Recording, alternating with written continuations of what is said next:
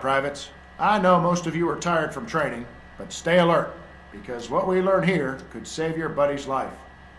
We're now going to cover Combat Life Saving, or CLS. This class is a combination of lecture and hands-on exercises to ensure that you know how to treat casualties in the field. Many of the techniques we'll cover here are based on basic first aid principles that you may already be familiar with. But the intent of this class is to cover specific CLS treatments that will enable you to revive and stabilize your fellow soldier out on the battlefield. Now, before we get started, we're going to watch a short introductory video. As a soldier in the United States Army, you are the first link in a chain of trained professionals delivering escalating levels of treatment. As the first responder, your initial care is crucial to successful treatment. It is your duty to be proficient in your combat life-saving skills. If your buddy lies injured on the battlefield, quite possibly the only thing that is going to save him is you and your ability to use the skills you learn here. Every U.S. Army soldier is issued an IFAC. This kit is far more advanced than the typical first aid kit you may be familiar with in the civilian world. Your IFAC includes equipment to treat the most common life-threatening battlefield injuries you will see in combat. This equipment requires more advanced medical training than basic first aid. For instance, this is a nasopharyngeal airway, or NPA. It is usually used with conscious patients who are unable to maintain an open airway. Some people call it a nasal trumpet because of its shape, and also because you insert the NPA into the nostril of a casualty in order to establish a patent airway. Not all breathing problems involve a closed airway. Penetrating thoracic injury may present as a sucking chest wound, causing air to enter the pleural space. This creates internal pressure that can prevent the patient from breathing properly, a condition called open pneumothorax. To minimize this pressure, you apply the Asherman chest seal over the sucking wound. The seal allows air out but not in, stopping the pressure buildup. Some of the equipment in your IFAC simply improves on-standard treatment that you may be familiar with from basic first aid. The Combat Application Tourniquet, or CAT, is a small and lightweight one-handed tourniquet that completely occludes arterial blood flow in an extremity. This tourniquet is not only faster to apply than traditional equipment, but can be applied to oneself with one hand. This all may sound intimidating or even gross to some of you, but we train you to overcome those fears in order to save lives. By practicing the treatments you are about to learn and mastering the contents of your IFAC, you will be an effective lifesaver on the battlefield.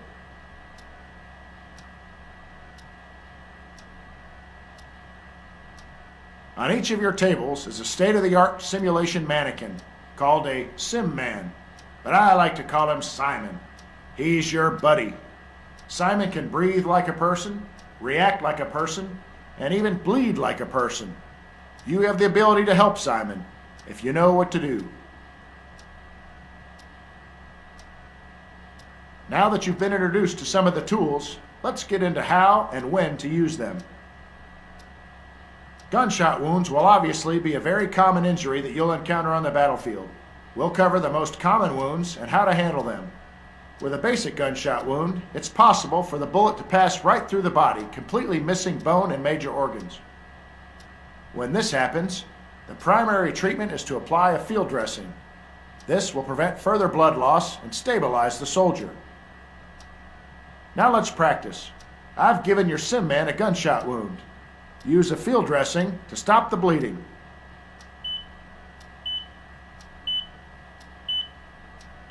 You have properly applied a field dressing. Good job. Let's move on. If the wound is to an extremity, it may have damaged an artery. This is a critical injury because blood loss will quickly kill the victim unless you apply a tourniquet to stop the bleeding. Place the tourniquet above the wound and then tighten it until the bleeding slows. After applying the tourniquet, make sure to mark the victim's forehead with the letter T. This will notify medical personnel that a tourniquet has been applied. It looks like Simon's having a bad day. Go ahead and treat his injuries.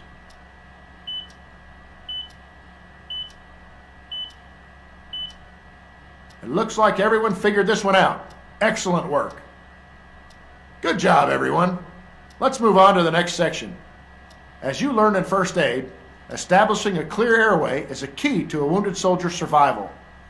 Breathing brings air into the lungs and allows oxygen to enter the bloodstream. If a person is not able to breathe, then they will quickly lose consciousness, and without proper treatment, they will die. When a soldier is unable to breathe, it is essential that you restore the airflow to his lungs. When a soldier has suffered an obstructed airway, use a nasopharyngeal airway, or NPA. This type of airway adjunct will restore proper breathing and prevent asphyxiation. Take a look at Simon. He's unconscious and not breathing. You need to quickly apply the proper treatment for all his wounds. I'll monitor your treatment from my workstation.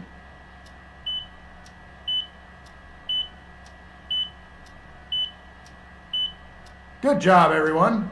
You've successfully treated the severely injured soldier. An open pneumothorax, commonly known as a sucking chest wound, is a severe wound that allows air into the cavity between the chest wall and the lung, but it doesn't allow air to escape. As the pressure inside the torso builds up, it prevents the lung from fully inflating. The proper treatment of an open pneumothorax is an Asherman chest seal, a one-way valve that's designed to let air and blood escape from the wound while preventing the re-entry of either. All right, let's move to the next practice situation. Looks like poor Simon can't seem to catch a break. He's really shot up this time. Treat all of his injuries.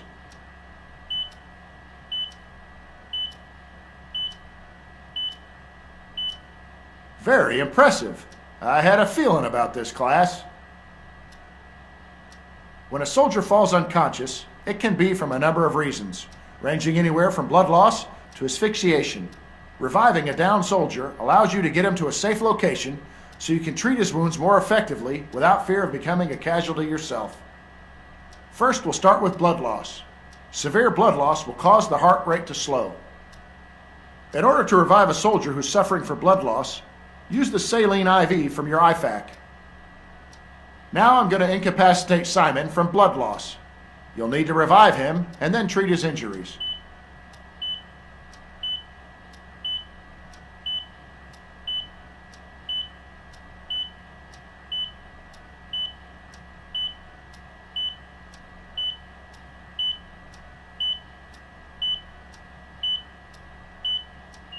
What are you doing, soldier? Remember what we've gone over. This isn't anything new for any of you guys. Now I'm going to incapacitate Simon from blood loss. You'll need to revive him and then treat his injuries.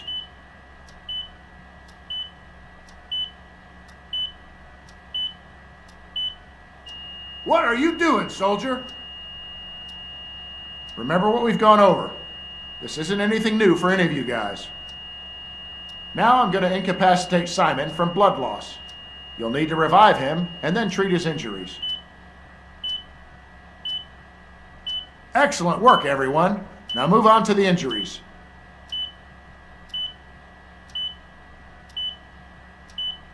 Good job, everybody. You've successfully treated his injuries. All right, let's move on. A soldier who has collapsed from asphyxiation due to an airway compromise needs immediate restoration of the airway. When this is the case, the item to use is another airway adjunct called OPA, or oropharyngeal airway. I've given Simon an airway compromise. Now treat him properly. Looks like everybody knows how to use an OPA properly. Now let's move on to treating his injuries.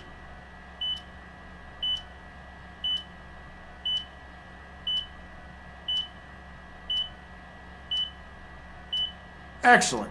It looks like everybody's treated their SimMan's injuries. Injuries from falls and impacts can severely hinder a soldier. The pain from some of these injuries can incapacitate a soldier, making it impossible for him to move.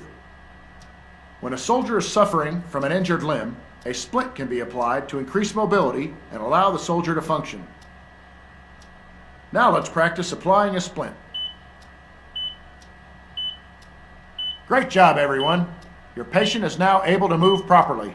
Now that he's mobile, treat the rest of his injuries. All right, stick with me, people. We're almost done here. Blunt trauma and pain can overwhelm a person and render them unconscious due to shock. A common symptom of this condition is pale skin. Smelling salts are a chemical compound made from ammonium carbonate, which can restore consciousness to an incapacitated soldier if inhaled. I think you know the drill by now. Get to work.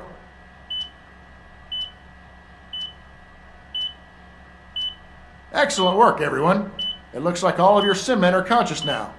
But remember, they still have injuries that need to be treated.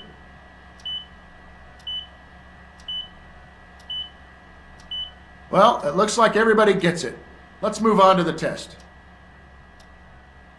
Now that we've covered the basic symptoms and treatments in CLS, it's time for your test. Your sim men will be displaying certain symptoms. It will be your job to treat them. I will monitor your progress from my workstation. This is not a cooperative test. No cheating will be allowed. No reckless eyeballing, no rubbernecking, and no talking. When you've completed all your treatments, I'll check your final grade on my computer. Your sim man now has his first injury. Begin.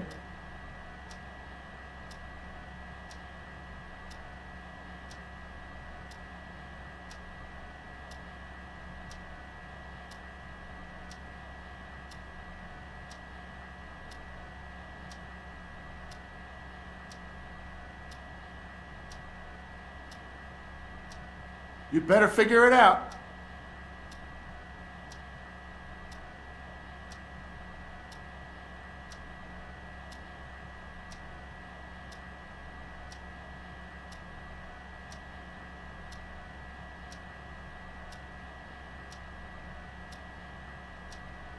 Remember, soldier, if you don't get this right, he's dead.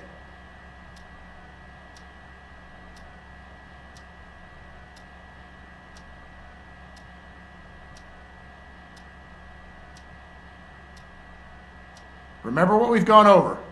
This isn't anything new for any of you guys.